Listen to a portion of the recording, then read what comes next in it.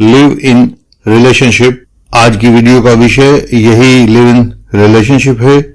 आज की शुरुआत सीधा विषय से करते हैं। हम सवाल करेंगे, जवाब देंगे और विषय आगे बढ़ता रहेगा। सवाल है कि लिव इन रिलेशनशिप की जरूरत क्यों पड़ती है। शादी विवाह करके भी बहुत कानूनी पचड़ों का सामना करना पड़ता है। एक नाहक की सिरदर्दी पालनी ही है तो इससे बेहतर तरीके से करें। वैसे ना करें जैसा कि आपका प्रतिद्वंद्वी चाहता है, क्योंकि आजकल के जितने मैरिटल लॉज हैं वो इस तरह से बना दिए गए हैं कि उनको एक ही पार्टी गवर्न करती है।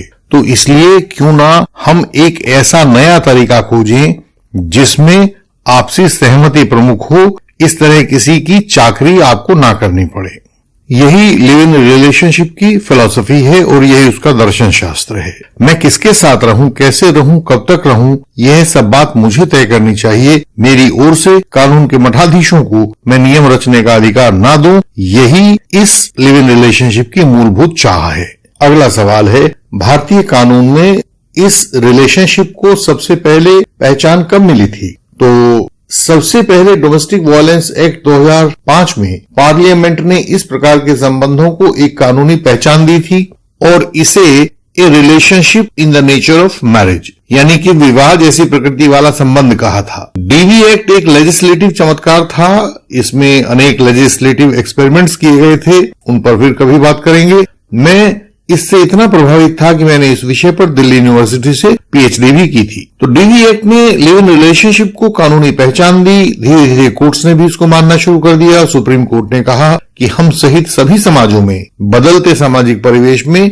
वैधता के पैमाने भी बदल जाते हैं। जो कल तक अवैध था वह आज वैध हो जाता है। While changing social norms of legitimacy in every society, including ours, what was illegitimate in the past may be legitimate today. Justice A.K. Ganguly in Ravana Siddhappa versus Mallikarjun in 2011 SEC 1. सवाल है, live in relationship में कौन रह सकता है।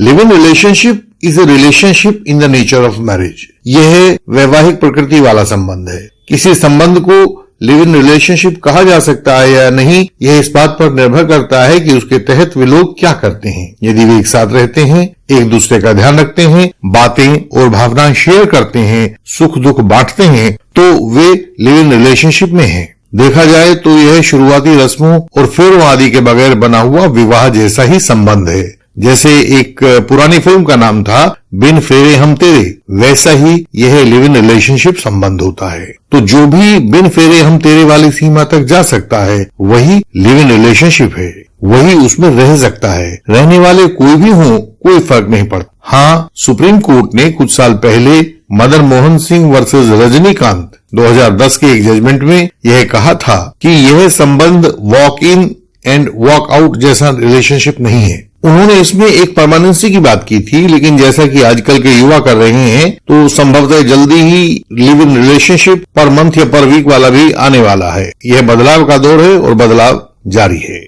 Can married persons enter this live in relationship. क्या इस तरह की रिलेशनशिप में विवाहित लोग भी आ सकते हैं। इस प्रश्न के उत्तर में हम एक और प्रश्न करते हैं, विवाहित व्यक्तियों को लिव इन रिलेशनशिप में जाने से क्या कानूनी बाधा है, कौन रोकता है। तो इसका उत्तर है कि लिव इन रिलेशनशिप की परिभाषा जैसी है कि जो विवाहित पुरुषों को इसमें आने से रोकती है, क्योंकि यह विवाह जैसी प्रकृति का एक संबंध है। तो विवाहित लोग क्या दोबारा विवाह कर सकते हैं। जवाब है, नहीं कर सकते। जब वे दोबारा विवाह नहीं कर सकते तो विवाह जैसी प्रकृति के संबंध को भी कैसे दोबारा धारण कर सकते हैं। इसलिए विवाहित लोग किसी अन्य विवाह जैसे रिश्ते में नहीं जा सकते हैं। लोग बाग इस सवाल को इसलिए पूछते हैं क्योंकि वे लिव इन रिलेशनशिप और कॉन्ट्रैक्चुअल रिलेशनशिप में अंतर का ध्यान नहीं रखते। कॉन्ट्रैक्चुअल रिलेशनशिप एक बिल्कुल लेटेस्ट काइंड ऑफ रिलेशनशिप है जिसमें एक कपल अपनी अपनी बातों को एग्रीमेंट में लिखकर अपने संबंधों को शुरू करता है, उनको मेंटेन करता है और फिर खत्म करता है।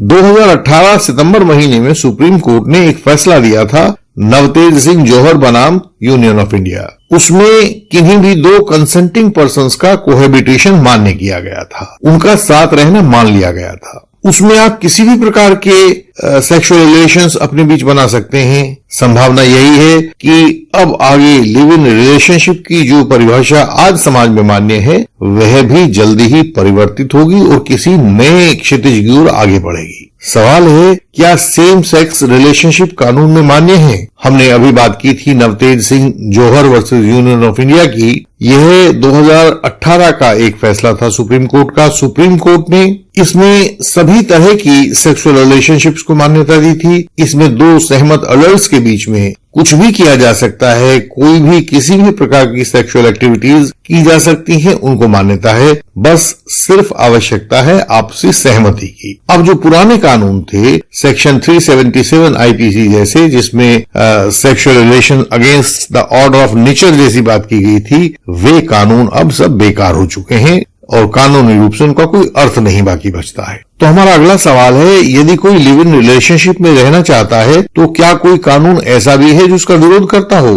जवाब है नहीं। कोई कानून लिव इन रिलेशनशिप का विरोध नहीं करता है। जब से 2005-2006 में यह अवधारणा पहले कानून के रूप में आई थी, तब इस पर काफी लिखा गया था। लोगों को लगा था कि यह समाज में अनैतिकता को फैला देगी, लेकिन धीरे धीरे यह समाज में प्रचलित होती गई और आज तो शहरों, कस्बों और गांवों में अनेक लोग इस तरह के संबंधों में रह रहे हैं। कोई भी कानून अब इनका विरोध नहीं करता है। पहले 377 आईपीसी जैसे कुछ कानून थे जो खास तरह के शारीरिक संबंधों का विरोध करते थे, अब उन्हें कानूनन दफना दिया गया है और कोई कानूनी बाधा बाकी नहीं बची है। Same sex, same marriage, married, unmarried सब तरह के लोग अपनी अपनी सुविधा के साथ रह रहे हैं। यही लिव इन रिलेशनशिप की कंपैटिबिलिटी है। सवाल है, लिव इन रिलेशनशिप से पैदा हुए बच्चों के क्या अधिकार होंगे? तो लिव इन रिलेशनशिप से पैदा हुए बच्चों के अधिकार विवाह संबंधों से पैदा हुए बच्चों के अधिकारों की तरह ही होंगे। सुप्रीम कोर्ट ने विद्यार्थी वर्सेस शुक्राना बाई, जो 2008 की एक अपील थी, उसमें यह तय कर दिया था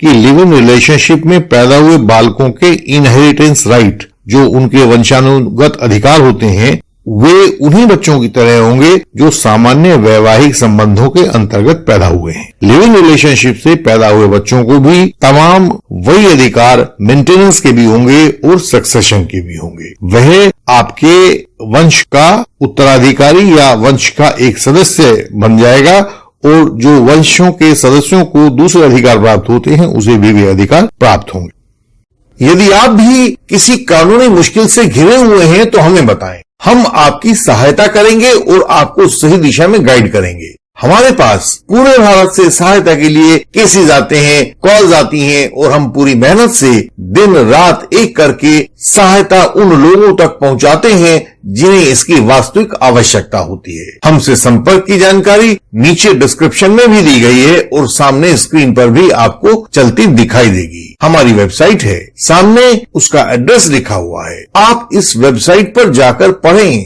बहुत जरूरी जानकारियां आपकी सरल भाषा में दी गई हैं, उन्हें समझें। आपकी शिक्षा और आपका ज्ञान यही आपके हथियार हैं। हमारे हर एक वीडियो में झूठे आरोपों के जाल से बच निकलने के लिए कुछ ना कुछ विशेष तकनीक बताई गई है। आप उन्हें देखें, समझें और फॉलो करें। इस YouTube चैनल को लाइक करें, शेयर करें और सब्सक्राइब करें। बेल आइकन को प्रेस करें ताकि कोई नई वीडियो आपसे मिस ना हो। अगली वीडियो में आपसे फिर मुलाकात होगी। तब तक के लिए प्रणाम।